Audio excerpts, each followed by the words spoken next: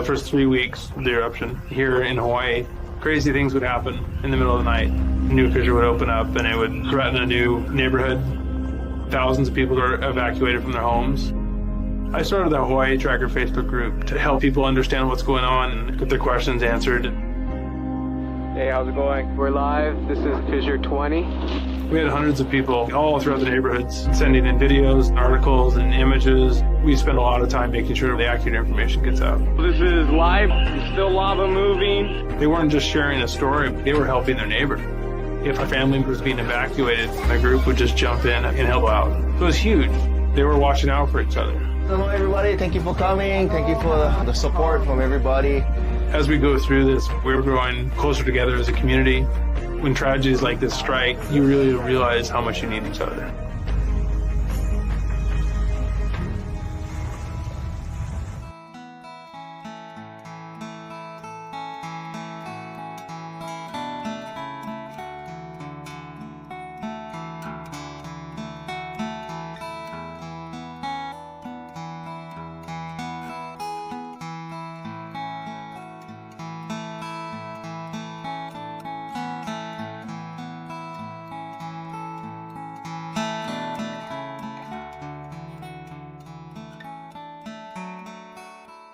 We are the Hawaiian Volcano Education and Resilience Institute, HVERI for short. A lot of people know us from the 2018 eruption of Kīlauea in the Lower East Rift Zone. Working under Hawaii Tracker on the Facebook group. Since then, we've been trying to carry on and take the lessons, the hard lessons that were learned during that eruption and try and prepare for the next major disaster that comes to our island. Yeah, and so we do that through two different programs. One is volcano education, and the other part is digital resilience, which we address through online groups on social media. So the way the two programs work together is that the social media networks end up being a distribution pathway for all the information. And having that network in place means we can provide more than just volcano education, but any other preparedness information as well. What we were working for really came about in the Mauna Loa eruption in 2022. Within hours of that eruption starting, we had the mayor, Mitch Roth, we had USGS HVO Ken Hahn on the stream trying to help flush out a little bit of the ongoing because it's so new. It's completely different from our previous major eruption, which was 2018.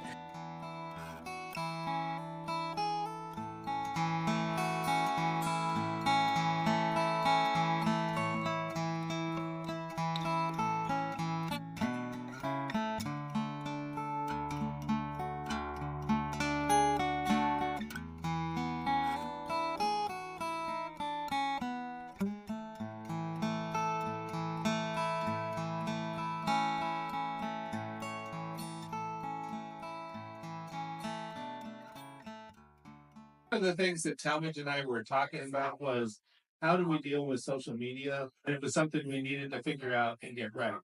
Our job is to get information to the public and make sure that the public get it as well as possible and as correctly as possible. When Philip and Dan started coming to and live streaming the meetings, it was great because we were reaching more people than we normally would. So when the eruption actually happened, we had this relationship. The interviews we did during the eruption, the most fun ones were the ones with Philip and Dave because they were more relaxed, and we knew we were getting to the local community, and people were asking questions. So those were the best, I think. I just want to really give a shout out to those guys and how we worked as a team on this eruption. It really worked out well, and we got to a lot of people we wouldn't have normally gotten.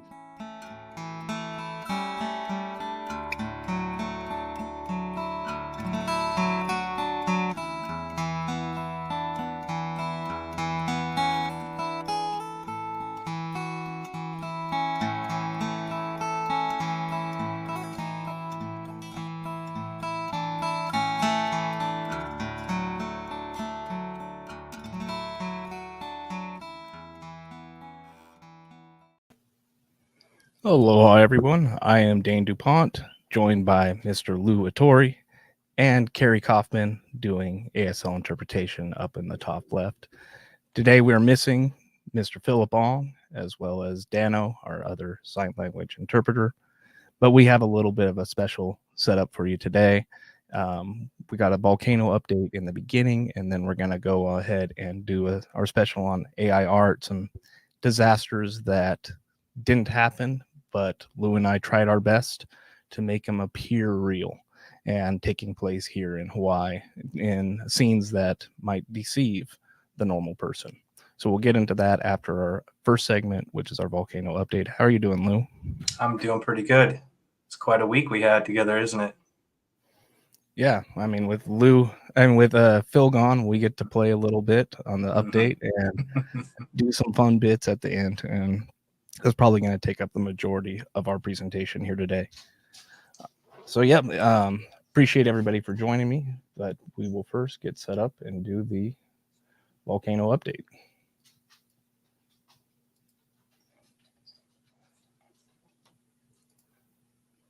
All right. This is your Hawaii volcano summary for the week.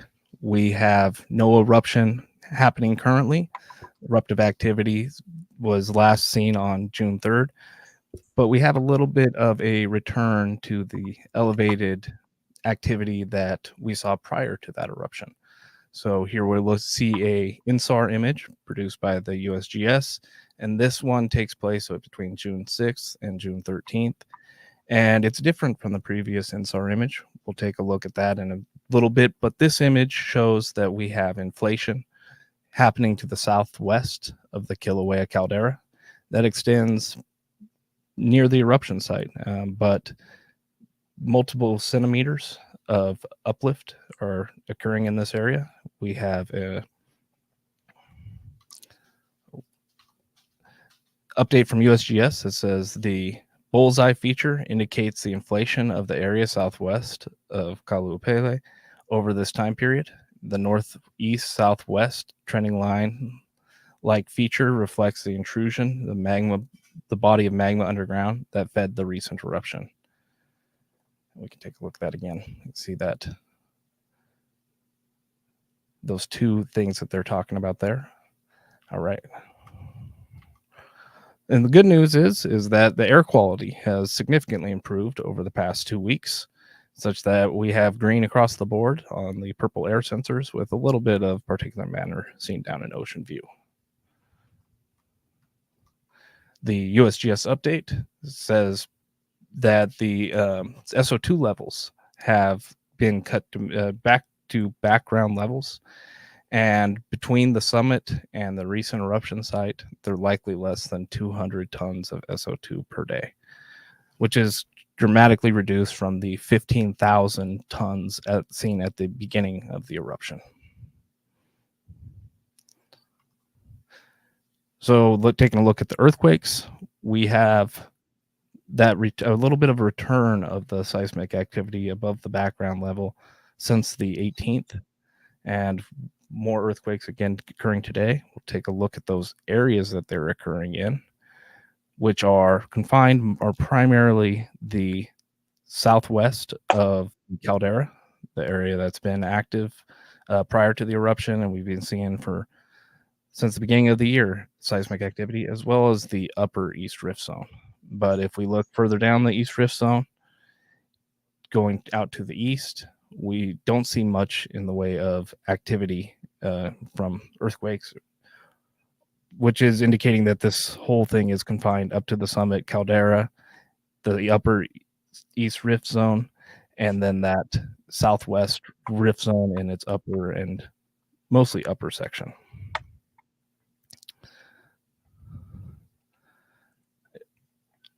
So I wanted to show the depths of these earthquakes.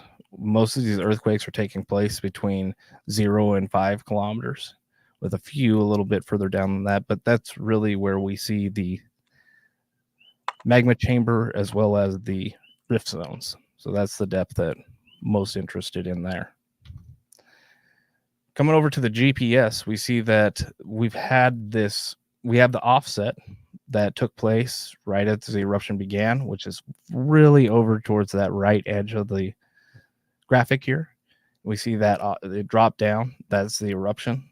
And then we see it pick back up immediately after the eruption ends, and that inflation and those offsets continue.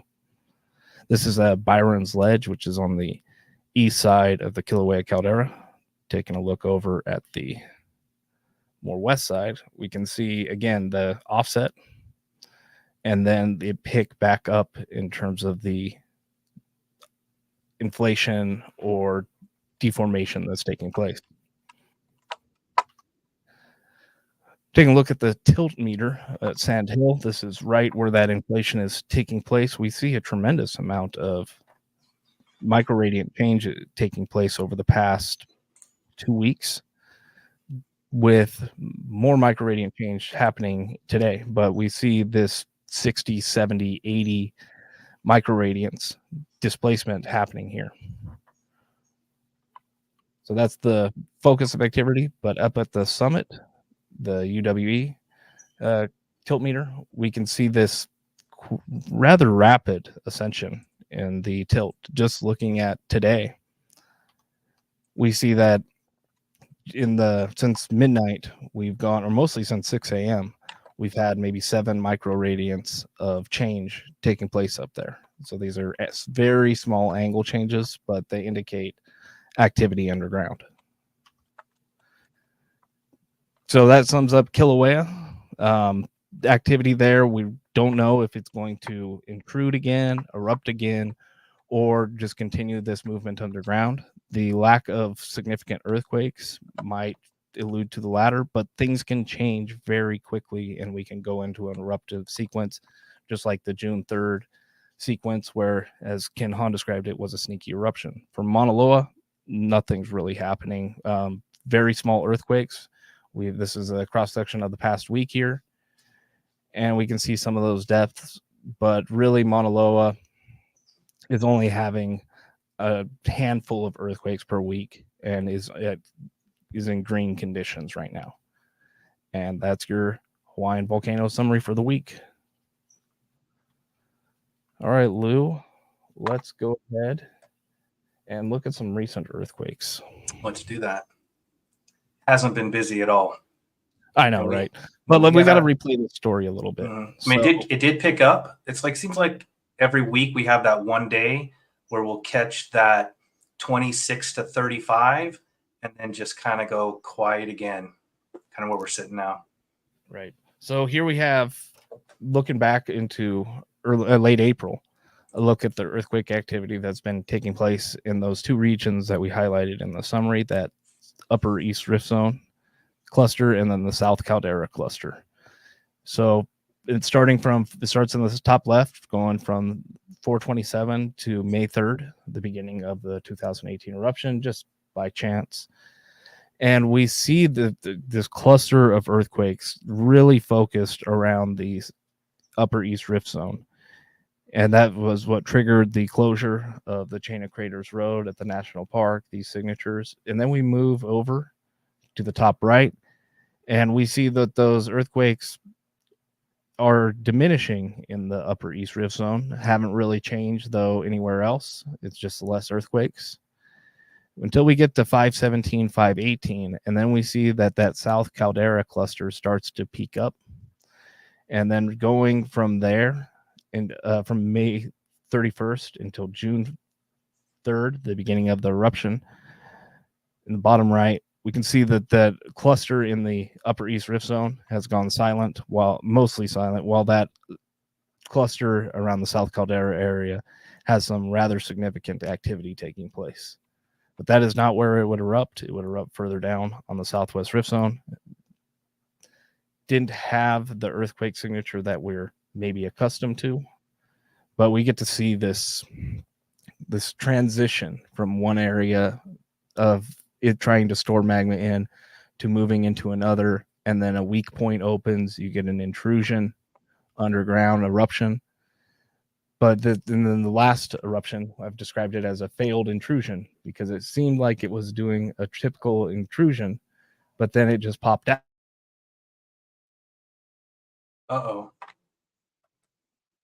I think Dane just froze up, didn't he? He's got a lot running over there, and he likes this failed intrusion talk. So we'll give Dane a second or two. I don't have all of Dane's notes here, so I really couldn't give you where he is going with that. But I do know that I'm just hung out here. But while Dane is doing that, let me go ahead and say thank you all to all who have been donating throughout the week. We do take donations at hveri.org/donate. We are a 501c3 nonprofit organization, and every donation helps. On our site on our website is a best way to donate to us. That's it for Dane. Let's let him give him a second and see if he just reboots everything. We're still up, so this is why we switched to this system, so I can hold it together. So like I was saying, thank you very much to everybody, and Dane is coming back. There we go. Hey. All right. Back. I don't know what that was. Hawaii internet, you know. Well, we had that problem this week with the internet where I lost everything for 16 hours down. All right. There you go. The weird thing was I could hear you telling me that I had frozen and I had disconnected, and you continue talking for 5 seconds. And I'm like, no, it is disconnected. So that was weird. That is odd. All right. So we had that intrusion that took place. We have all this activity in that South Caldera area, and it might lead to something, right? Right now, that last eruption was so sneaky with the earthquakes that I have less reliance when I'm looking at the data to be like, oh, well, there's no earthquakes, therefore it's not going to erupt immediately, because we had earthquakes, but they weren't in the right area specifically. So it can, in this situation, it seems like it can go into an eruptive sequence rather quickly.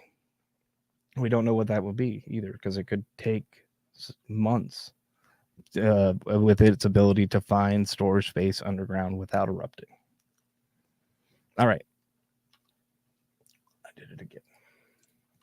Hang in there. So we had this image before, this INSAR image that USGS provided showing the intrusion when it took place, as well as the new lava flows and the new fissures and the dike that propagated further down the southwest rift zone than the intrusion. We saw that with the crack. As soon as we saw the first images, we saw how far that new crack had run down the southwest rift zone. And this just shows that deformation here of that eruptive sequence. So May 28th to June 6th, with the eruption being on June 3rd. Now, the new one, we see that the inflation is taking place back up at the summit caldera, south of it. But the map here doesn't really show the eruptive area, so let's add that.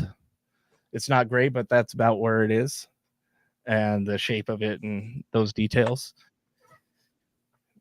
So it's not inflating. The key here is it's not inflating down past that most recent eruption site and where we saw it propagating itself to. It's not continuing down the southwest rift zone. It's back up at the caldera, and it's the same song and dance that we're in prior to the June 3rd eruption, it feels like. So I want to just take a look at some of the monitoring that the USGS has available on their website. This is the USGS map, and just it gives a ability to look at the areas that we're most concerned with. So one of them would be this GPS at outlet. It's right where that deformation is taking place, and we can see this jump down for the eruption on June 3rd. And then since then, these data points seem to be clustering, but there almost seems to be a V shape to it. It's hard to see there, but it very well could be moving to the east, but it's definitely moving up. And we can see after the June 3rd eruption how it steadied out, then dropped down, but then it picked right back up again in that inflation. And that's where we're talking about the potential for an eruption happening again, is we still see these strong deformation signals. And we looked at the sand hill tilt meter, but this is its location in case anybody was curious. Looking further down, I want to look at Kīlauea Iki as well, because it has some interesting signal. Mainly in that you can see the June 3rd eruption clearly. It's working its way up, drops down, and then it picks back up immediately, almost at a steeper angle more severe inflation than it was seeing prior. So there's a lot of these strong signals that we're seeing. And one more GPS out in the Southwest Rift, just north of the eruption site.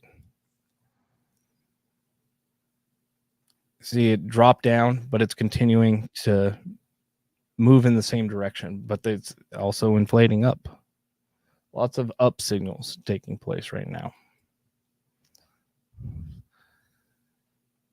And then the caldera rim, the UWE, Old Faithful, showing that little offset with the June 3rd, but then it continues or even accelerates the rates that it was moving prior to. So we've already corrected for, in a lot of ways, the eruption. It was a small eruption. It was a quick eruption, but how much time did it buy before the next one? Maybe not as much as we initially thought. We don't know, though. The underground dynamics are complicated. I did want to look at some earthquake depths in that area between the South Caldera and the East Rift Zone, the Upper East Rift Zone, and we can see that they're very shallow in there. And this is using the USGS maps feature, the same website. I want to just show that real quick in case you're ever curious on how to do something like that. To pull a cross section up, you'd come down here, earthquake plots, you'd select a plot area. So I go here. I went from about there to there. And then I can view plot area, and that's how you generate those depth plots. I know Phil has shown everybody that before, but one more time doesn't hurt. And this is just the summit caldera, looking at the 4 GPS stations on each edge of it. Not perfect, but it does show that the caldera did make a rather significant change with the eruption, but then is accounting for it rather quickly and making up for it. Any thoughts there, Lou? I'm just, we lived a story every single minute of our life here, and you laid out exactly what's going on, and the accelerated tilt or gas measuring. We see it over and over, and I know everybody gets anxious, like, okay, it's going to be bigger, it's coming faster, but we really don't know. I mean, she just keeps throwing a curveball here and there on us.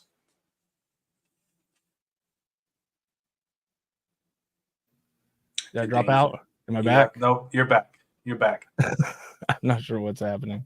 Take a quick look. I got a question real quick for Carrie while you take a look at your system, make sure you're not going to drop out on us. Carrie, somebody last week was asking, what's the signs for A'a and Poihoi?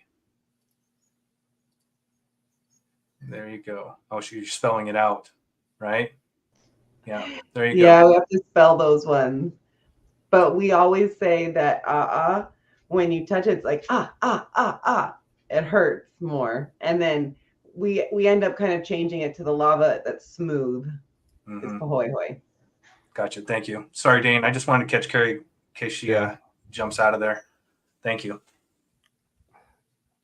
All right. I did want to say, though, that one thing that we can be pretty certain on is that this activity is confined to the summit region, as well as the Southwest Rift area and upper segments. There's no indication, as you see here with the Pu'u'o GPS. This is one of the GPS. So you don't see that June 3rd eruption do anything, really. You can't see it. Whereas at every other GPS station we've been looking at on the summit and the Southwest Rift, they all have those significant changes to it.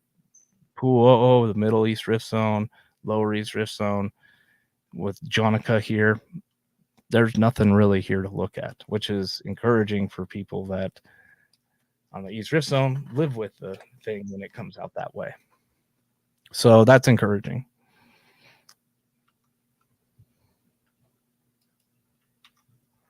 All right, so one new thing that we did have take place over on the 14th, last week, Friday, was we had an earthquake, rather significant earthquake that was off of the Nalehu coast, off of Pahala there. And this was a magnitude 4.1, I believe. It got upgraded to. Interesting, very deep earthquake, very deep, and it being offshore made a few people question if it was Loihi. I'm not going to attempt to pronounce the new name. But the earthquake was more related to the deep Pahala activity, and we have USGS put out a statement about it just to confirm that. The magnitude 4.1 occurred 9 miles southeast of Nalehu on the island of Hawaii at a depth of 23 miles, 37 kilometers deep Pahala. The earthquake had no apparent impact on either Mauna Loa or Kīlauea. This earthquake is part of the seismic swarm under Pahala, which has been ongoing since 2019. Earthquakes in this region have been observed at least as far back as the 1960s. And then they provide a link here, which is back to a volcano watch in which they go through deep Pahala earthquakes. And we can see that a rather significant amount of them do occur offshore, extending towards Loihi, but don't get a little over halfway between the shoreline and Loihi Seamount, or the volcano formerly known as Loihi. So, common activity for Pahala, not outside the range. It just a little surprising, maybe.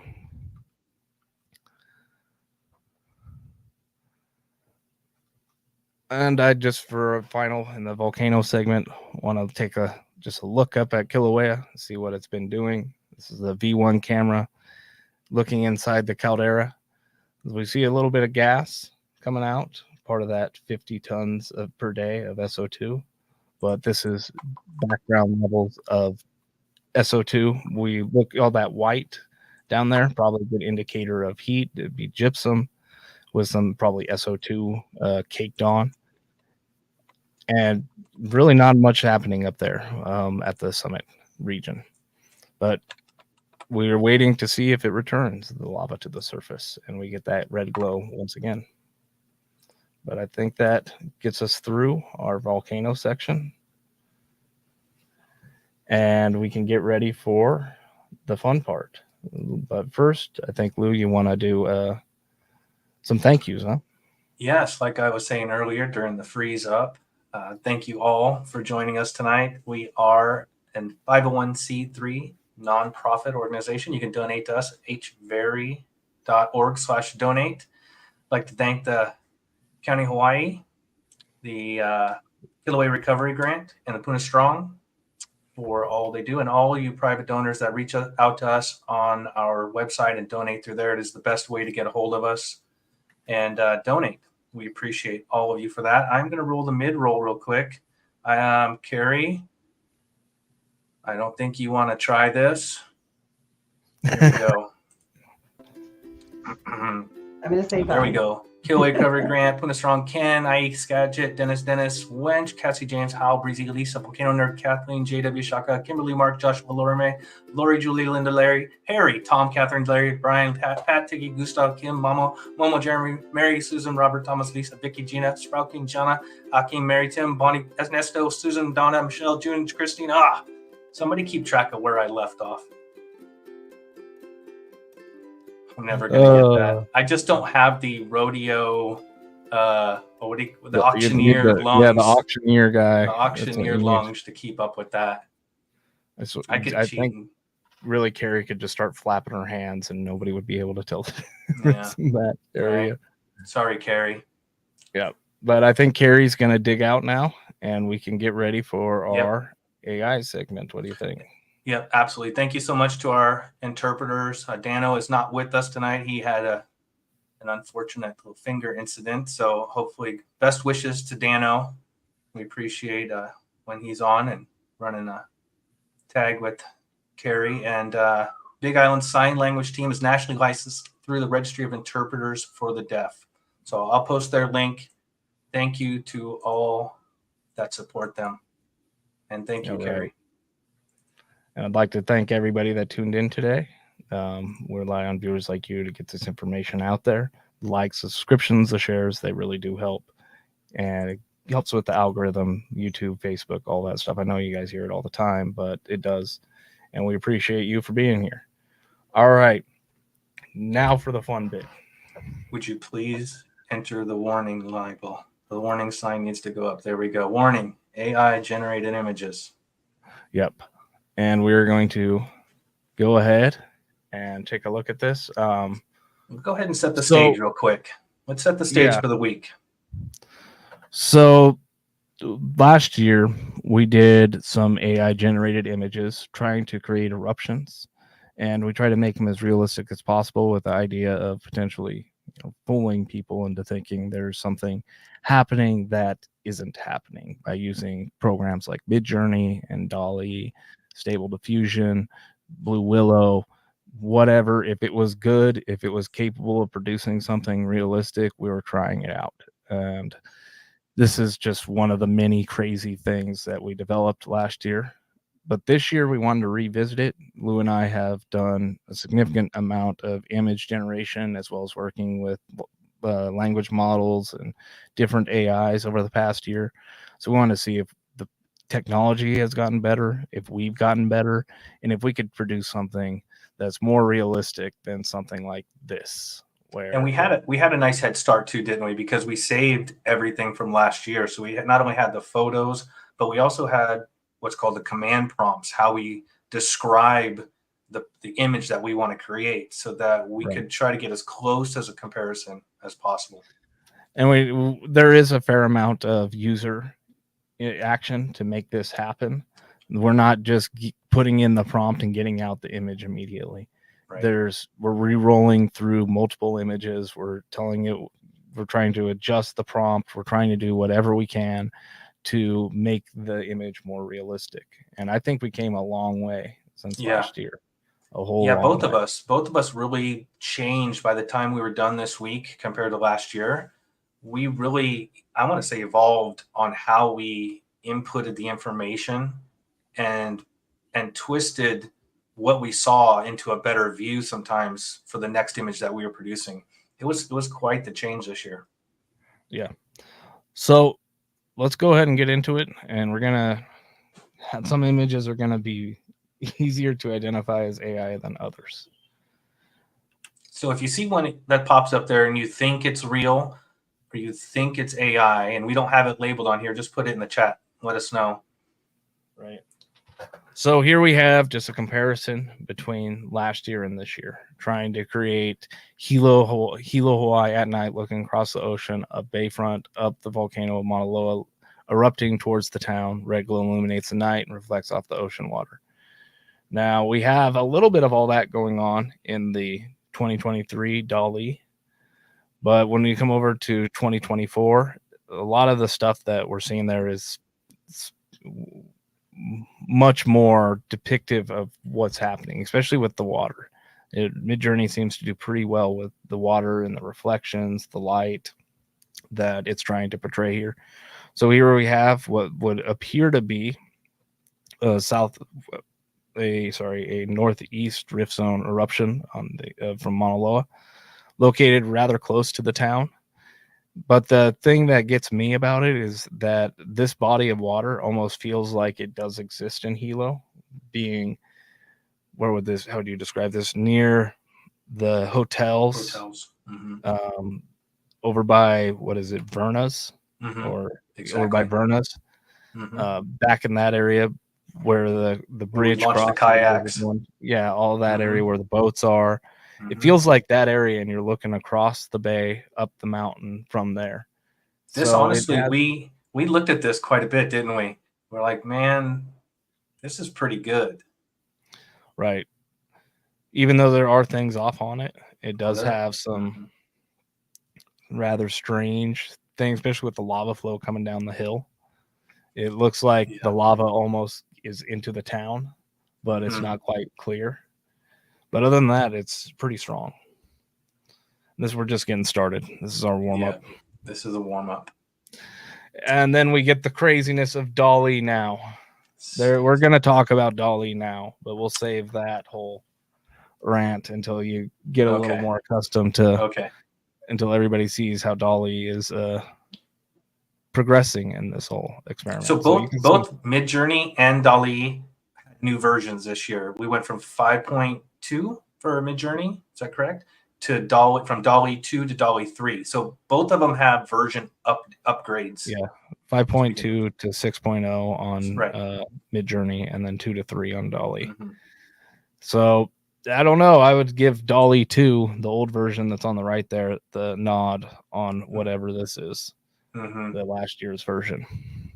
Now remember, we're trying to create the most realistic, natural-looking image possible, and this is what they give us. Just keep that in mind as we proceed.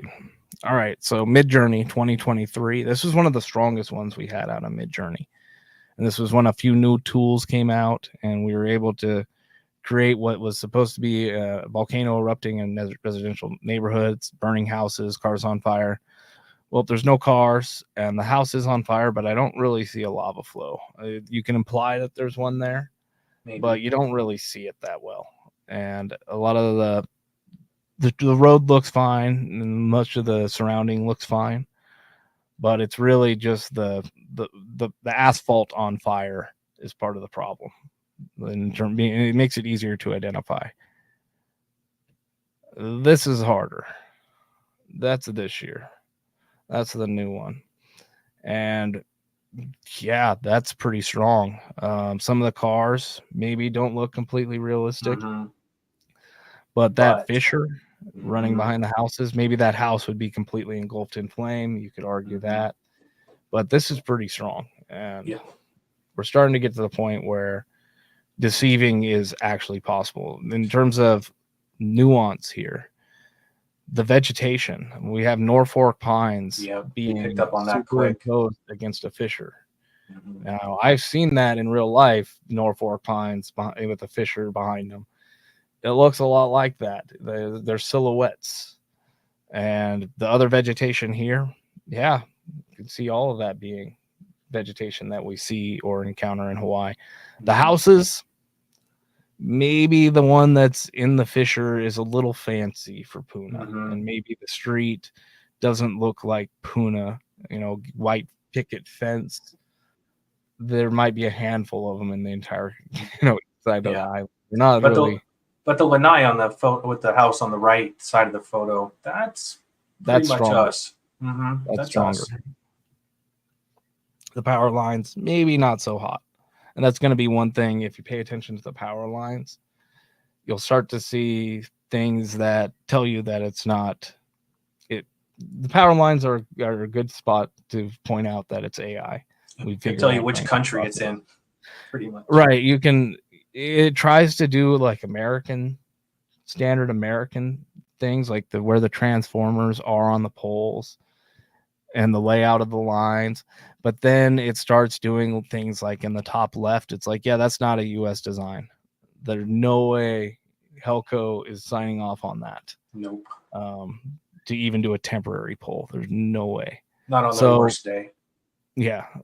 So you can start to spot the nuances in it, but it's pretty good, especially when you start seeing the reflection of the fissure off of the windows. That actually happens, and it's that bright. It is. So there's some really impressive things in here. But again, whoops. I hit the wrong button. Here we go. There it is. I have too many hotkeys today. This was my favorite one. This has got to be my favorite one.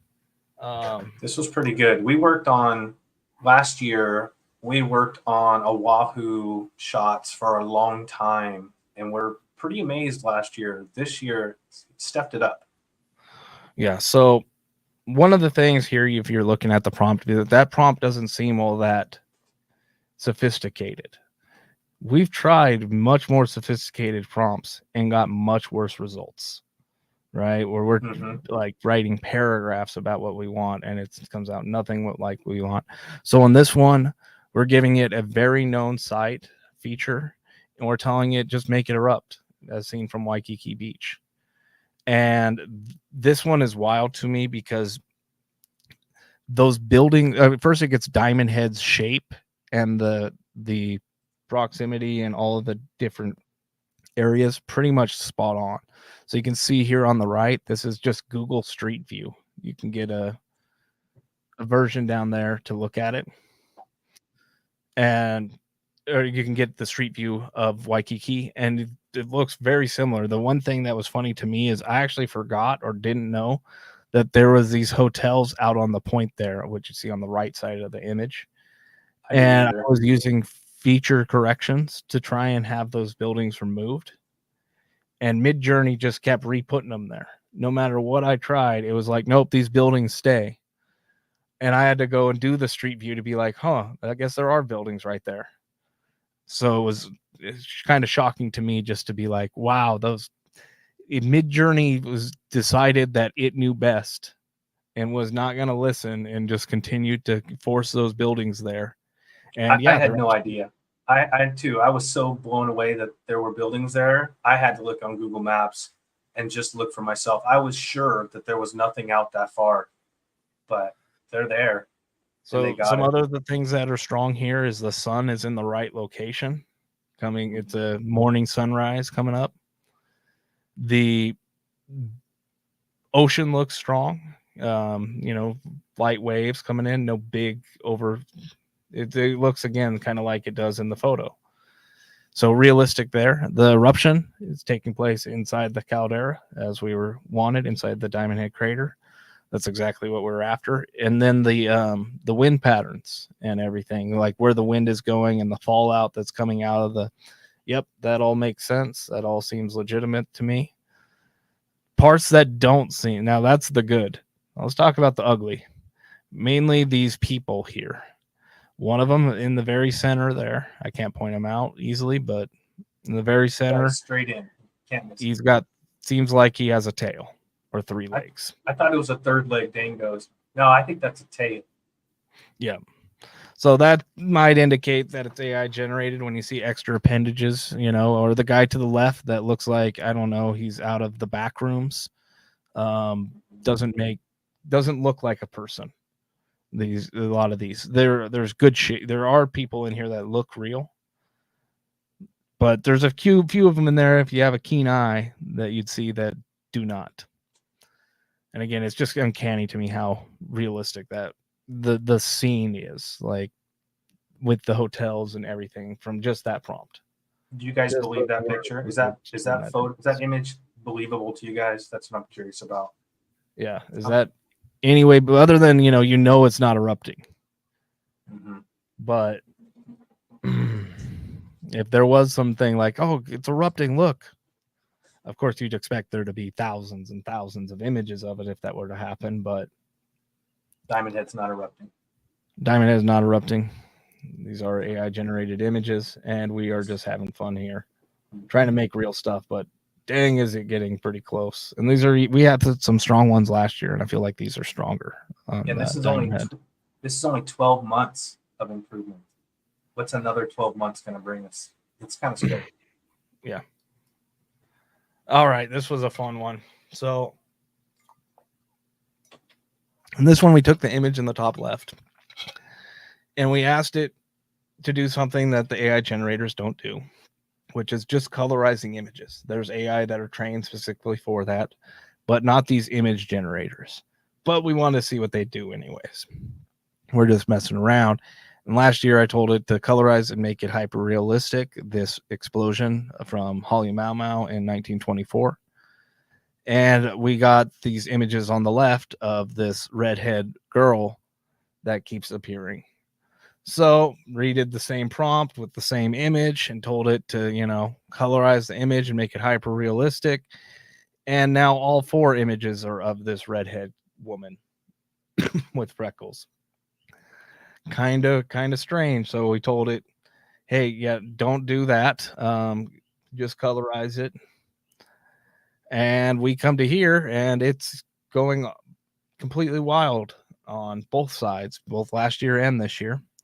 So then I told it, no faces, do not put a face.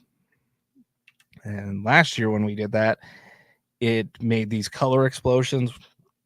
Half of them still had faces in it. But the craziest one to me when I told it no faces is that the woman then got put into a burqa. And I'm like, that's wild that we go from the top left to a woman in a burqa Like I do not understand how we got here, but hey, here we are. And then on the right, we have this year's attempt at the same thing, and we get faces all over the place. It's just covering the faces with smoke, and it really wants there to be a face in that image, basically. It does, and we never asked it for a face. We told it not to put the face, and it's still putting like It just everything we wants could think of to no faces. And every single time. Matter of fact, every picture was of a woman with a face, except for one that had the iguana on it and the burkas. Right. And this color explosion thing. Oh yeah, the explosion dome there. All right, this is where Midjourney starts to show off a little bit. Mm-hmm. These are both from this year, but I wanted to showcase some of the new features. This is a Mauna Loa eruption on Hawaii Island, hyper detailed, photorealistic, and we're just rolling through images and until we get one that works, like this one on the left here, and then we want to play with it to see if we can make it better. So right now this image is a square 1x1, but suppose we wanted to make it a wide angle. We can take that same image that we initially generated and expand it out to both sides and zoom it out. And this is actually pretty strong, especially the pahoehoe. Like, we're going to talk about the different types of lava and its ability to portray them realistically. But this is probably one of the stronger on the left side there, that that's hardened. That looks pretty strong. Looks pretty realistic to me. Maybe not perfect, but it is pretty close, especially when you see some of the other stuff that we look at. And we have this is the one we talked about before you jump into that next one. This is that shot that we talked about that I said when Anna and I summited Mauna Loa, that could have been right where we camped one night, somewhere maybe dewy cone or steaming cone, because you brought up, well, I don't know about that hill in the back there. I'm like, yeah, that's kind of there. And it picked up, Midjourney picked up that, maybe it picked up steaming cone or dewy cone and just changed it a little bit, because it doesn't look exactly like that, but it is possible with that fissure right there in the front. It's pretty good. Could be anywhere on the ripstone, really. Mm-hmm. It's beside a bigger cone. Mm-hmm. But it does look kind of flat, but it was surprising to me in Mauna Loa when it actually did erupt how flat the images appeared to make the terrain kind of deceptive. So I could see. And Mauna Loa is flat up there in a lot of places. All right. So yeah, I like that image. It looks pretty strong. The fissure looks good. The pahoehoe is the giveaway where it's still molten. Doesn't look like that. But it's getting the ropey textures and stuff. It just throws orange in randomly because it doesn't know where to put it. But pretty good. Now, last year's, this one on the right went completely wild. And this was one of the better images that it was able to produce. The other ones were completely nonsense. And we're trying to create a Mauna Kea eruption at near the observatories, right, to show what that might look like. And the one on the right, completely crazy, but the one on the left, that's kind of realistic there. That could fool somebody, especially with the way that the mountain protrudes above the clouds. That's classic Mauna Kea summit sunrise right there, with a eruption down slope from it. And that's even realistic too, because we don't, with Mauna Loa, or Mauna Kea, you go look at it and there's all these cones that are scattered around, not at the summit. So you could believe that it could erupt in that type of a location with those types of clouds. And yeah, it's not the exact observatories layout, but for somebody that's not familiar with it, might convince them. Absolutely. Yeah, Mauna Kea up there in the mornings or at night for sunset. That's the view you get. And it's pretty crazy. But it's amazing to see it being put into a photo to make it look more. I believed it. Oh, here we go. So this one's you. You want to talk through this one? The agony begins. Yes, the challenge with Dolly 3.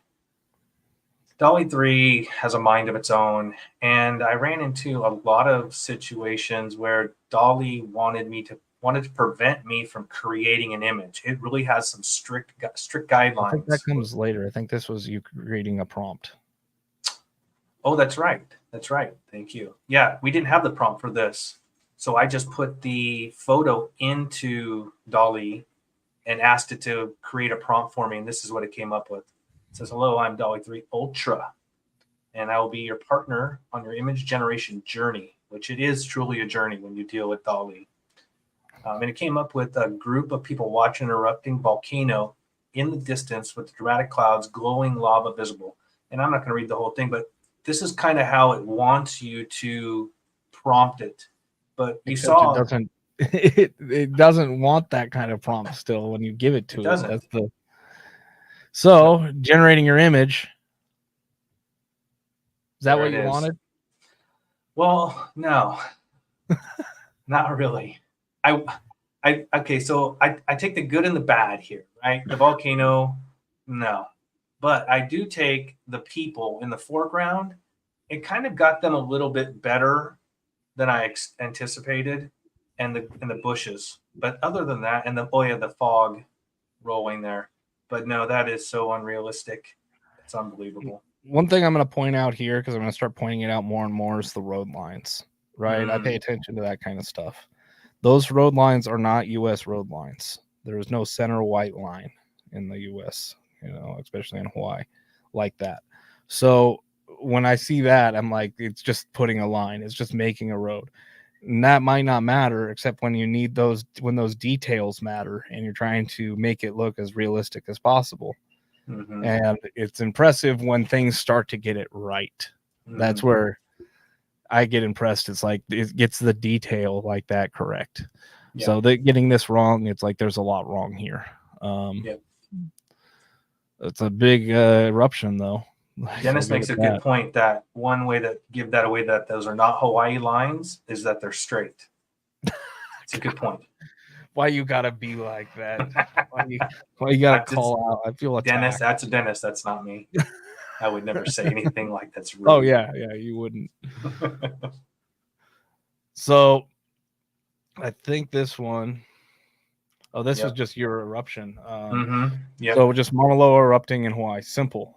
Right? Simple. Give it the simplest thing that we can. We did this last year, and this was what we got. Yep. Not bad. Really. No, this one at first glance was like, no, we didn't like it. And then it kind of grew on us a little bit like, okay, we're seeing some possibilities here. And I don't see this, like, to me, it's not an eruption.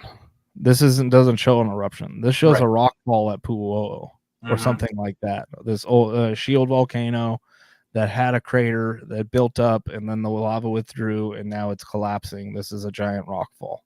Makes that same reddish plume. Looks very similar to this.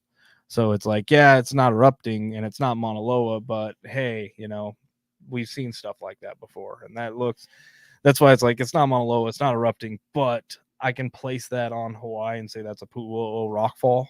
And I might get some people on that. So this year. Good and bad here, huh? Good and bad on this one. So first things first is it's not in the rift zone. Now that can happen. It can be a radial eruption, right? We've seen that, like, what was it, 1859, I believe the last. Was it 59? I believe so. I'm going to go with that. I'm probably wrong, but that was the last radial eruption. They have something like a 2 to 3% chance of happening for an eruption on Mauna Loa, so pretty low. Still can happen, still has happened, and that's what it seems to be showing here. The other interesting thing is it seems that it did start up the slope, right? Like the eruption started further upslope, and then it sprung a leak down here. And that looks like an erupting vent, not like a lava tube is popping out. So that's just what I'm seeing here. The dead giveaways, though, is just this river that at the bottom that seems to just, or road, I don't know what it is, but either way, it's a creek. Either way, it just ends abruptly, and that's, unrealistic. The color of the lava, not realistic, but the plume is pretty strong. The fog coming off of the cone is pretty good. And the vegetation, the coloration, we'll say, of the vegetation is accurate for the saddle. And that's what we'd also seem to be on Mauna Kea looking over at Mauna Loa, also accurate. So the perspective is there. Does have some issues. This is probably, though, Dolly's best showing, in my opinion. 100%. Yeah. Like this one is like, hey, we're actually talking about something as opposed to the stuff we're going to get into. And it was kind of, yeah. First Midjourney. So we wanted to create realistic lava, right? We wanted to test its ability to first start with pohoihoi and then do A'a, the two different types of lava. The pohoihoi being ropey and smooth and creating plates, with the A'a being crumbly rocks that are just stacked or thrown on top of each other. So we see the 2023 attempt at pohoihoi. It's got the ropey attempt at it. The lava does not look accurate at all. But hey, it's got some, you can see it's trying, and it's trying to do the ropes. It's trying to make those shapes.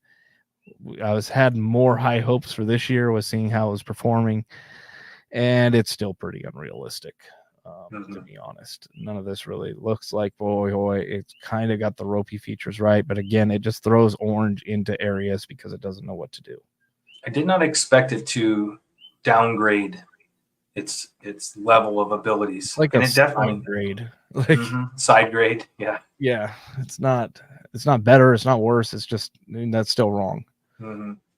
So let's just blow these are the best ones of those up, in my opinion. And the funny thing about this one on the right is it almost looks more like a lava channel that you'd see with pohoihoi off the sides. It's just the scale doesn't make any sense because it looks like it's a baby channel.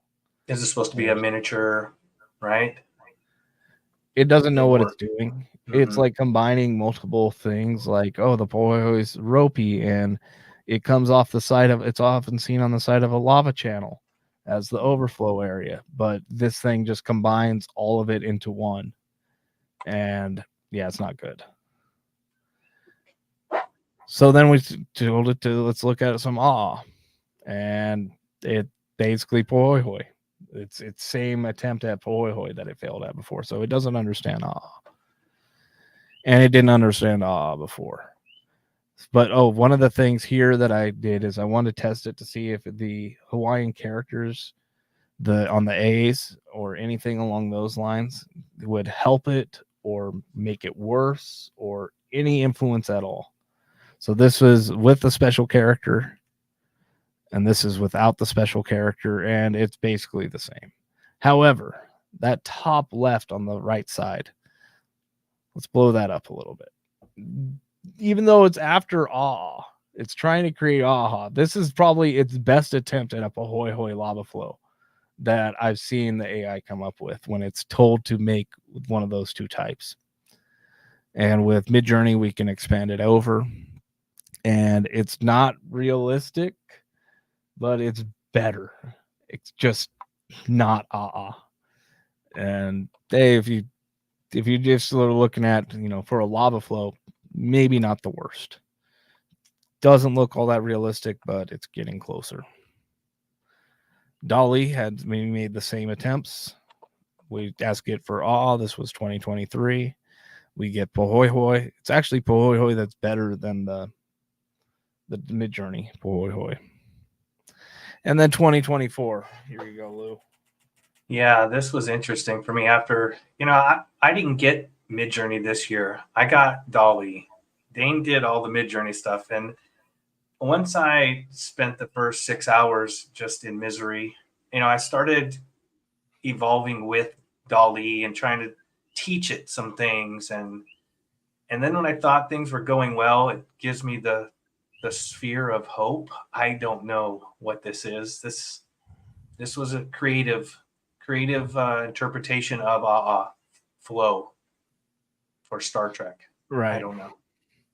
Yeah. But it gets better. Definitely gets better. So then you try it again. I did it some more. Yep. I mean, it's got the rubbly bits. I mean, it's trying. It's just, Yep. it's like it's a weird combination between A'a and pohoihoi here, because you got the rubbly stacked features of A'a, but it's all Pohoihoi fragments. I kind of So thought of it it's as still a combining. bulldozer. I kind of thought of it as a bulldozer picking up a scoop and just dumping it, and that's what we would get, because it is not Probably. natural at all. And one more in there, I know there is, the barbecue.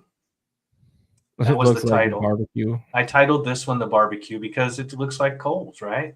Yeah. Our Kīlauea barbecue coals.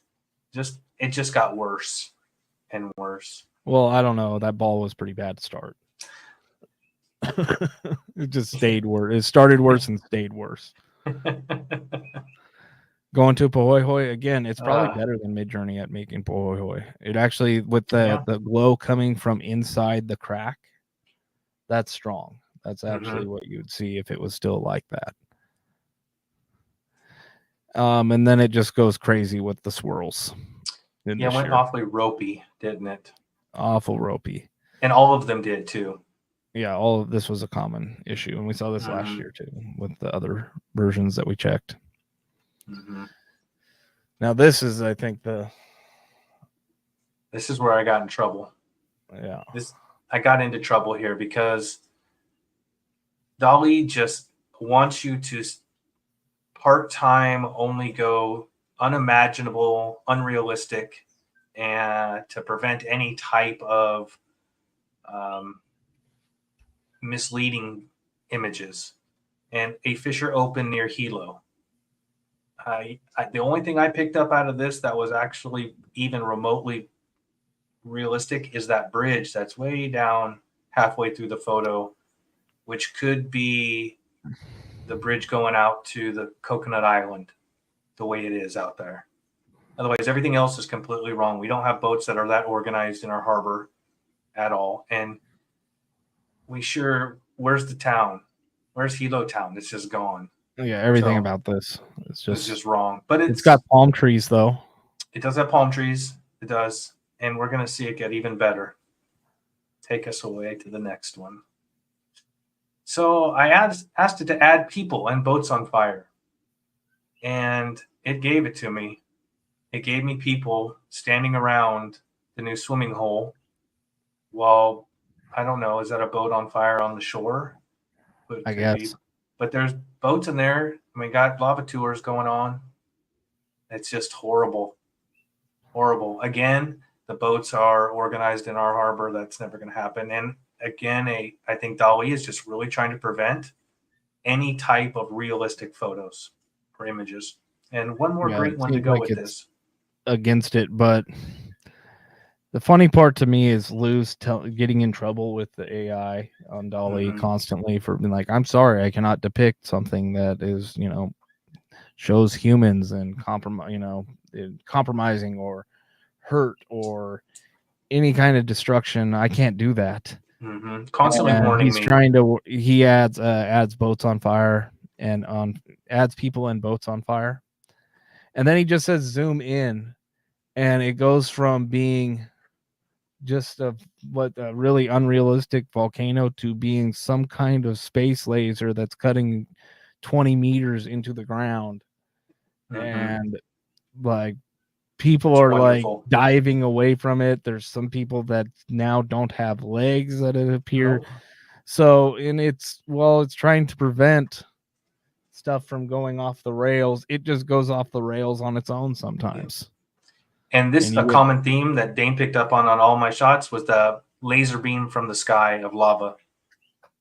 Yeah, for some reason, Dolly just has this kind of tendency, but this was one of the worst ones where it's just like, okay, if I ask for a giant alien laser shooting Hawaii, I'd probably be pretty happy with this. If I'm asking for a fissure eruption, this is a fissure, but it's the wrong kind of fissure. Just a giant crack, and it's like it's getting the context maybe off here, but it's just kind of funny. There was something else in there. Go back real quick, Dane. We didn't talk about one thing between last year and this year was when we asked it to put words in and letters in last year. Midjourney as well as Dolly, they both struggled with words. And this year we started to see it try to put words in. And on that moving truck, that is there watching the lava lightning. It actually says, I think, Bayport on there, or Baypont. Yeah. I mean, just ignore how it's merging with the van. Yeah, just ignore that part of it. Ignore that part. But besides that. But it's attempting. So maybe by next year, it'll be doing full sentences. It's just Dolly. They're ran by OpenAI, which is the guys behind ChatGPT. So they're the biggest boys on the block, whereas Midjourney, they're just an image generator that started on Discord as a bot. They're different worlds that they're trying to, that these companies operate in, and OpenAI has a lot more to lose, and you can see it by the generations that it produces. Yeah, like this one. So pushing tsunami pushing boats onto land from the Hilo harbor, or the harbor in Hilo Bay. Realistic. Yeah, it doesn't. I don't know, the Niagara Falls things going on, and hey, there's a Norfolk pine though. So yes, there is. But yeah, just wild, and it doesn't get better. It gets worse. So at least it's the sea cliffs. You know, we have those, and that, you know, water does splash up there, and it does run off like that. The thing that gets me is, why is there a bunch of people on just like standing there looking at this 40-50 foot wave about to smash them? But hey, could it be the fishing trawlers that are right offshore? That too. I mean, all of it. But because you know how many we get. You know how many of those we get here close to shore. Right. They get closer, and there's also a space boat. If you notice that on the top, that's a very expensive boat. But yeah, it's just madness. You know, even this is probably about that same size of wave. Just again, everybody's just sitting there staring at it. It doesn't really know what a tsunami is either. It's not a giant wave, but hey. Yeah. So now we try it over on Midjourney, the same thing. And we're already doing better. We've already got something that looks kind of believable here. And we take that and we start expanding it over. We can add another boat and some buildings. Maybe doesn't look exactly like Kilo, but maybe somewhat believable. But say I don't like that bottom left, all that vegetation there. Let's just get rid of that and replace that with some more water there. Better, right? It's better. It's not perfect, but there's plenty here that you can pick up on. Let's see, mainly just the way in which the boats are arranged. But again, it's chaos, and it's somewhat potentially believable. This one's close. This one came out pretty close. The one of the big tells here would be, again, the power lines. Why are the power lines going out into the ocean? Kind of a tell. And then that's been one of my new heuristics where I'm looking at these images. I'm like, oh, just look at the power lines. If the power lines are wrong, then it's wrong.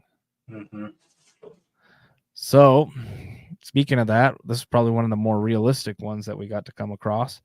We tried Hawaii citizens clearing a power line during a hurricane. Tried it on the left there with Dali. Makes no sense at all. None. And then we tried it on the right here, and that's strong for a few reasons here. First reason it's strong is it gets the road lines correctly. The double yellow with the white on the outside. It also gets the street light correct, and it also gets the blue light on a civilian vehicle correct to be the police. Gets all that correct. The lawn and the power poles themselves, just the poles, their location. We do have some of that kind of stuff happening in Hilo. Maybe not that close to the road, but we're talking about a foot or two. Right? And a lot of this is pretty dang real, that I think you could get somebody with this, unless they were looking at the power lines. As soon as you look at the power lines, okay, yeah, maybe there's a little bit of India going on up there, and that doesn't look like Hawaii at all. In terms of all the wires, all the loose wires. Helco, you know, they're trying to save money. They're not putting that much slack in that many wires across. No way. Nope. But as Dennis said, that white line is not straight, and that's also attention to detail right there for Hawaii. That's right, and it does match our crosswalks. Oh yeah, that white dash going across in the foreground. Yep, and the glare from the light looks pretty good, other than guy's orange shirt glowing. You know, there's some things when you start looking at the light, it's maybe not perfect. But again, this is pretty good. At first glance, I think you could get somebody with that. Yeah, much better than Dali that has a guy with his arm behind him. Yeah. And a helicopter in the middle of and a tsunami. wave that blends into a cloud. Yeah. The Dali stuff is just pretty rough. So this was me trying to be as realistic as I could and taking some real time with the thing to try and create essentially what I'm going for here. My goal, even though it's not in the prompt, is to create a blockage on the red road, Highway 137, that runs through Puna. It's a narrow road. It's a single lane, double lane type road. It doesn't have any stripes on it. It doesn't have any poles on either side of it. It's just a run through the jungle, right? And I want to create a down tree across it that blocks the highway. That is the goal. And this is where I started off with. Not ideal in terms of stuff that I'm trying to create a large blockage that's going to be realistic and hard for locals even to identify. Now, on the bottom right of this image, it looks pretty good. It even looks like there's one of those Nene crossing signs on the tree there. But if you're familiar with the area, there's no Nene down there. Not in that part of the jungle. No, sir. And there were not going to be a Nene crossing sign either. Not there. Those do exist, but again, I'm trying to be that super detail, trying to just go off on detail. So after a while, I was able to get this to generate, and this is very strong, but it has some issues. But let's start off with the strengths. One of the things that really got me about this one was how the grass on the side of the road seems to grow on top of the pavement. You're like, oh, maybe that's unrealistic. No, that's very realistic for Hawaii. In my neighborhood, every 6 months or to a year, they have to grab out the tractor and scrape the grass that's growing on the pavement off, or else it's just going to grow across until there's just tire treads left. And we've seen that with the roads that were abandoned from the 2018 eruption, how they've completely overgrown now with that grass, with little vegetation and stuff that you'd see out in the jungle. And then also the way in which that grass then gets ripped up because of storm or because of something happening and gets just thrown about the road. Like, yeah, I've seen that plenty. And create a big albizia tree. Yep, that looks like an albizia tree to me. The trunk of it looks like an albizia, the vegetation growing off the side of it. The things that are unrealistic is that double yellow line. This road does not have a double yellow line. So I wanted to get rid of that. And also the guardrail. There is no guardrails. Not there, not on the inside, not where you're looking. So we need to try and fix those. First, the line. And now I tried a whole bunch of things to get rid of the line. Reproduce it with pavement, and pavement has leaves strewn about it and all these super detailed prompts. None of them would work. And finally, I got frustrated and I just told it, just get rid of the stripes. And it got rid of the stripes. And we now got just the guardrail to deal with. So let's get rid of that and replace it with some down palm trees. And now we're looking like something. Now this looks like something I could show somebody that's even driven the red road. Like, oh yeah, blocked up just past McKenzie. And show them the photo. And I might just get them. They'd have to be very familiar with the vegetation down there and the turns and all of the. We're starting to get to the point where I'm like, man, I might be fooled by this if somebody came out to me in the wild and said, yeah, there's this down tree. Look. Oh, yeah, there is a down tree. Yeah, that does look like that road. Right. So it took some time, but we got there to something. The only thing that maybe you could argue is that tree stump on the left kind of goes to nowhere. But even that, you'll find stumps out there like that with broken trees that have just snapped off. And yeah, pretty interesting. I was very impressed by this. Well, you know what, too, if we're sending that via phones to each other around here. And the majority of people have older phones. They're not running a Samsung 24. They're running an old version of something. It's going to look distorted anyway. So they're only going to see a somewhat clear picture, which would even make it even more realistic, because it could be anywhere down there. This one got me too. Yeah. Now we completed a civil defense program to be able to do damage assessments and report those back by civil defense and have them incorporated into what they do there, as well as at the federal level. So we got to thinking, like, what if we could fake damage assessments, not just for that, but for insurance purposes, right? Somebody claims that somebody maybe wants to do some insurance fraud, so they have a house and then they just generate some fake images of the house and send them out and hope that it works. Now, probably the insurance agencies and, been tempted to scam for so long that this has no chance of happening, but people would still try stuff. You never know what people would try. So we tried it ourselves first, and Dolly not really doing anything for me here. No. Kind of all over the place. It looks like things are melting, like the house is melting. Yep. I went to took this a step further and took the original what Dolly did, and instead of putting it into Adobe Photoshop, I used Canva, which is free for everybody, and played with some of the elements just to give it a little bit more photo type look. I mean, if you were a claims adjuster or somebody, if you got fooled by this, you need to be fired. You're gone. Yeah. You're gone. There's so many things wrong with this, but we tried it on Midjourney as well. Or first we tried some more on Dolly, and yeah, it's trying. It doesn't understand the 4 angles. It doesn't understand, because we're trying to get multiple photos of the same thing from different angles, and Dolly doesn't seem to get it. No. And this is, again, one of its probably better photos that it was able to do. But again, trying to do a drone look at it, it just looks cartoony. And this one is supposed to be that same house. Right. It doesn't. Just a drone view. No. So now we tried on Midjourney.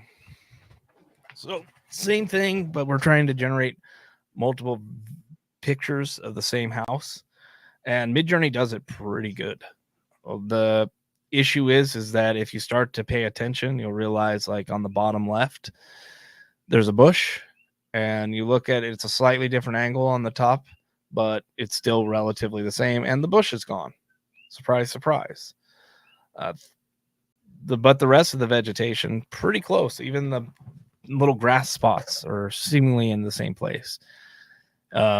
It even keeps the windows the same. It keeps the doors. The house is the same when it does this. So that's pretty cool. The problem is that as soon as I started to try and make it better on this one, I made it worse every time. Like, it got it. This one on the left is as good as it gets for what we were trying to do, create storm damage with the mud line and all this stuff. It didn't really do a mud line, but it damaged the roof, and it doesn't make sense how it damaged the roof, but the roof is damaged. So that's pretty strong. Even the Norfolk pines in the back, like if you look at the bottom two, you see those 3 Norfolks or those 4 Norfolks in the background.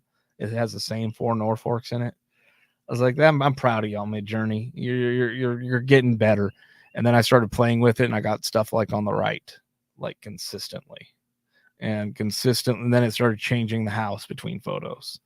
So you can make it happen, but there's limitations to how far you can get it. And this is probably as best as I could be able to get it. And then the next thing, this was great for a different reason. So we're doing the same prompt, trying to damage that roof and da-da-da. But look at that lava. Yeah, that lava looks real. That looks like a Pahoehoe field of some kind. It's not perfect, but it's like this weird Pahoehoe mix out there. But man, is that pretty close for a recent lava flow that came through there maybe 5 years beforehand. I can believe that. Yeah, I just felt like throwing that in there. So the problem with those were that we were creating fictional houses, right? And that's the problem here as well, is we're creating fictional houses. But I wanted to test out Mid-Journey with a fallen tree. So I had a tree fall on the house, and then I wanted to just expand the house a little bit. And the thing went a little crazy because it doesn't know how much to expand the house. So we get all these different dimensions, from very skinny on the top left to very big on the bottom right. And it just seems like it's progressively getting bigger as it goes through. And the best image is that top right one. Looks the closest. Looks pretty strong. You know, tree, believable. The palm tree being so close to the house, maybe that does happen out here. But the part that really gets me, or made me double take on it, was that air conditioner on the left there under the window that window seems unit to be mounted into the concrete slab. That was where I was like, yeah, nobody does that here. You run one out of the window. There's nobody that puts one in a concrete encased slab. But the fact that it used a window unit air conditioner says something. Yeah, it just didn't put it in the window. Just didn't put it in the window. It cut the plywood. But the other thing that's strong here is, typically out here we run the stripes on the house there. They're grooves, and that's typically T111 plywood that we use commonly out here for housing, for exterior walls, and it gets that pretty much accurate. Like on every one we've done. Yeah, it gets that. That is a common feature. It understands T111 siding is for Hawaii houses. Yeah. Haven't seen stucco houses yet, but I'm sure we'll get there. All right. Oh, here we go. Okay, so we were towards the end of this journey, and we started just getting, I started getting a little bit more creative to see how far I could push this, because we really want to be able to know what it's going to allow people to do. And I'd already experienced so much with the warnings. So you can see I put an airplane crash into Hilo Bayfront that is very realistic. Don't mind the 16:9. That's just the ratio of the image I'm doing. Same as your monitor, which would be 1920 by 1080. And there's my warning. The first I'm sorry, of many. Dave. I'm sorry, I cannot Dave. do this. It says, hey, it seems that there are content policy restrictions with your request. Try updating your request. So I changed it. And airplane failed emergency landing. So all I did was change Not a emergency crash. landing. It's a failed emergency landing. Okay. Right. We're just playing word salad games with it. And this is part of, what do we call that? Jailbreaking the AI. Right. We're not hacking it. We're just using some logic to try and jailbreak it out of its normal constraints to get it to do something it doesn't want to do. So here comes our failed emergency landing. I mean, that just looks like a plane taking off from like every Miami day. Or something. I don't know. Anywhere. Yeah. So that's just a plane. So didn't want to do it. Tried again. That's just a plane. That didn't work. Didn't like it again. So. And finally, the prompt changes. An airplane that is half in the water and half on land was the prompt.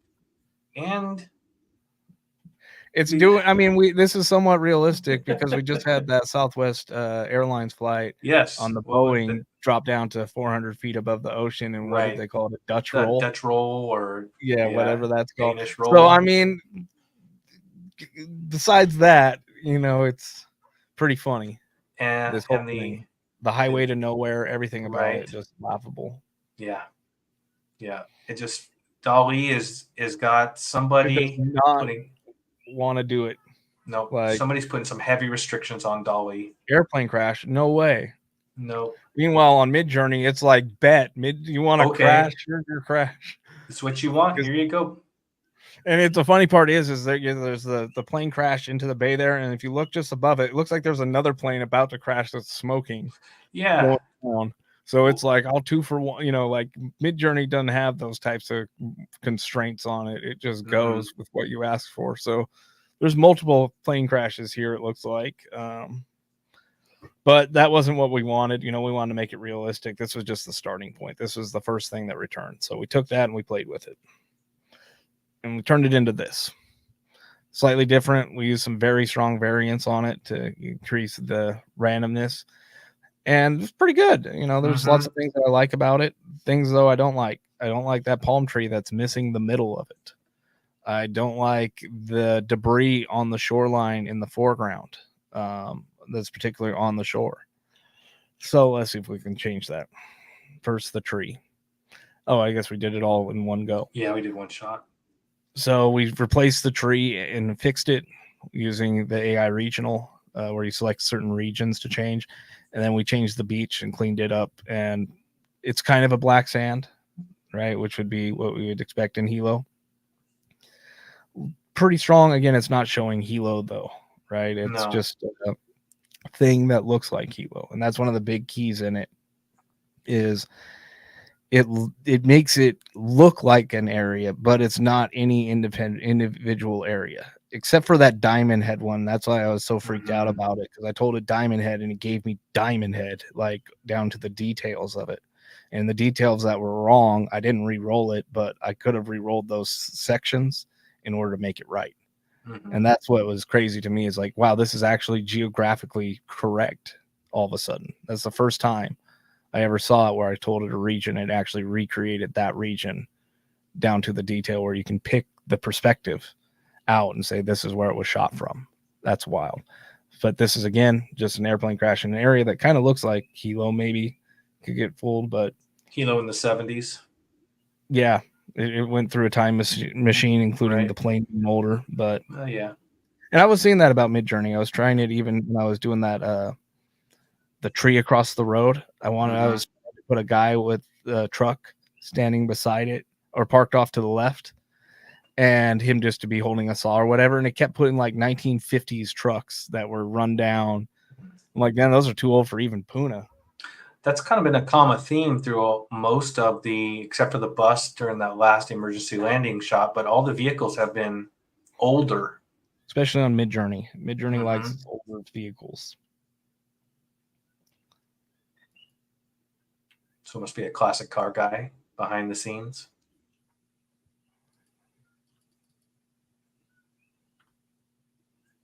Sorry, I'm having an issue.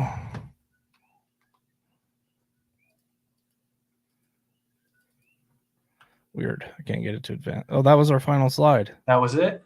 That was it. That's why I can't get it to advance. Well, that was our journey through Midjourney and DALL-E. Yep, and we did it all in an hour and a half.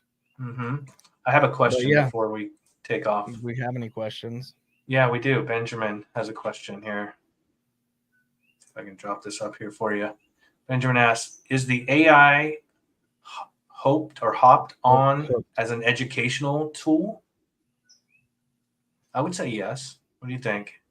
I mean, we're doing it. The reason why we do this is that I believe the only way that you're going to be able to identify an image as fake when you need to, when it actually matters, is that you've seen a bunch of fake images shown to be fake, trying to be real beforehand.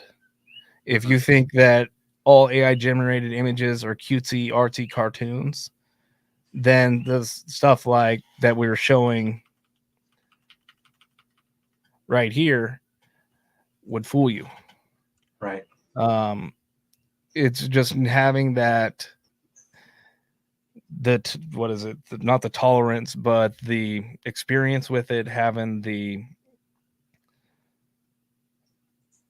what is it called? Resilience, I guess, to these types of images. It's really what I'm trying to accomplish with this whole thing, is get people to see what's capable of, and also for us to know, because we didn't know how far it had advanced in the past year. Right. What we were capable of getting out. Now, when I encounter in fake images in the wild, it's going to be hard to get them by me. They got to be really, really good, because I've made some pretty good ones myself, and I know what to look for. Right? Those little tiny things is the devil's in the details, especially on the good ones. But if you don't know what's good and you don't know about the details that you need to look for, like the power lines we're talking about, you might get that message on your phone where you're looking on it on a small screen and you believe it immediately. And that's what we're trying to hedge against, is create more skepticism about images in this new age that we're going into. All right. Question number 2. What undesirable effects is AI expected to produce? Oh, It's a wide, I mean, it's as wide of a thing as what it's expected to benefit, right? And that's the thing that gets me is there's never been anything that I can think of other than maybe the development of the internet and the app stores that can compare to what we're going to now, because it's going to go into all assets, right? AI, I hear talk about how AI in 10 years is going to replace 90% of the content. I'm like, that's not accurate. It's not going to replace 90% of the content, but I bet it will be involved in 95% of the content.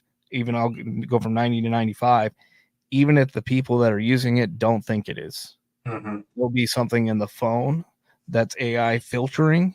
There'll be AI pixelation adjustments. There'll be AI compression algorithms. There's going to be AI applied multiple times before it ever appears on social media, even if you just go point and click your phone. Yep. Like that's where I think it's heading. And 100%. It's going to be unavoidable almost. I'm already, when I got my laptop, it came with a bunch of AI tools.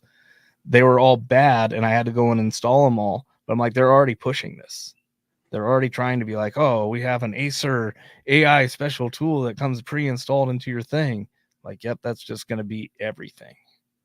You know, just like how there's an app for that, there's going to be an AI for that too. Yep. Venturant brings up something interesting that I was kind of thinking about last week.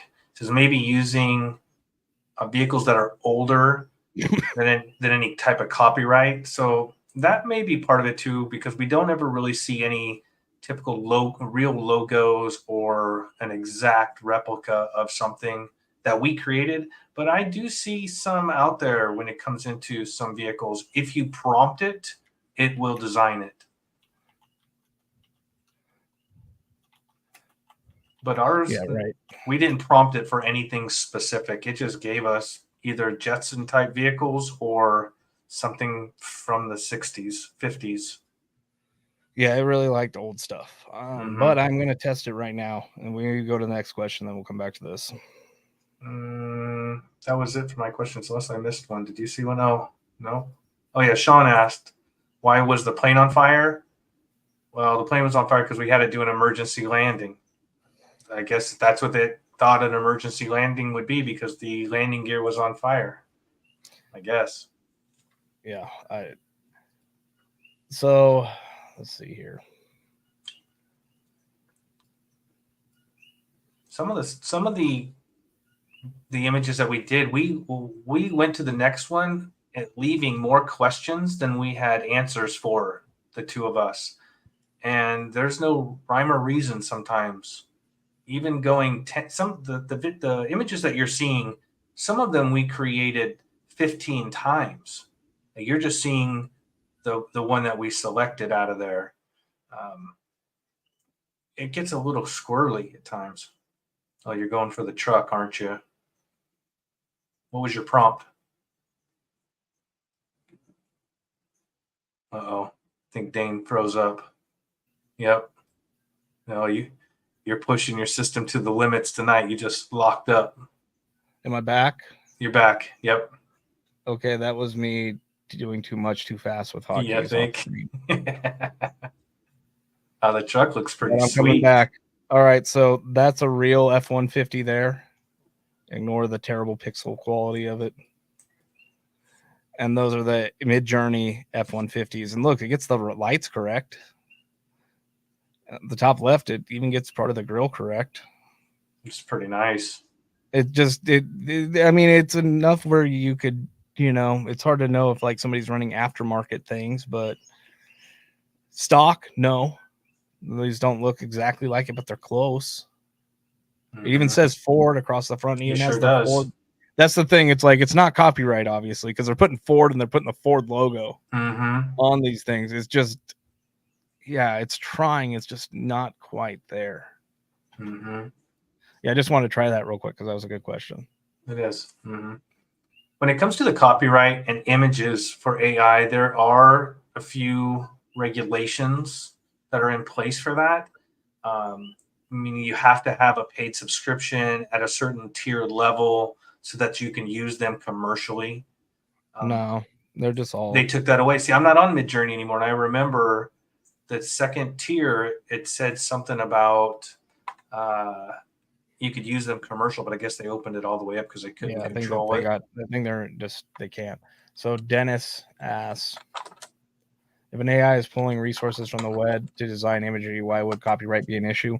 It's mainly, to me, an issue between the content creators that it's sampling from and Midjourney or DALL-E themselves. That's where the fight's going to take place. And you really see that fight taking place in the voice cloning circles. That's where I seen it initially, is because they sampled basically all these recorded books, audio books, right, from a bunch of different narrators, and then created their AI using those. Well, those are protected by intellectual property, those readings, that audio, right? So yeah, it's just reading the thing, but now that's where the new weird line is being drawn on what can you train with and what can you not train with. Right. That's the Scarlett Johansson lawsuit that's going on. But okay, I think that gets us through the whole thing, gets us through our presentation. We appreciate everybody for tuning in today. Do you want to go ahead and do our sign out? Gotcha. All right. I think we say our goodbyes now. Again, next week, Phil will not be with us again. We'll have something else cooked up for the second half of our presentation, as long as it doesn't erupt. If it does erupt, then we will go live and figure it out as that happens. If not, we'll be back here next Thursday, 5 p.m. Hawaii Standard Time. And we appreciate everybody for sticking in here and going through this rather unique compared to our normal broadcast. That's right. AI special. Make sure you look down and hit that thumbs up before you go out the door. And if you're not subscribed, that's the big red button down there as well. Thanks, everybody. All right. He's Lou Ettore. I'm Dane DuPont. Aloha, everyone.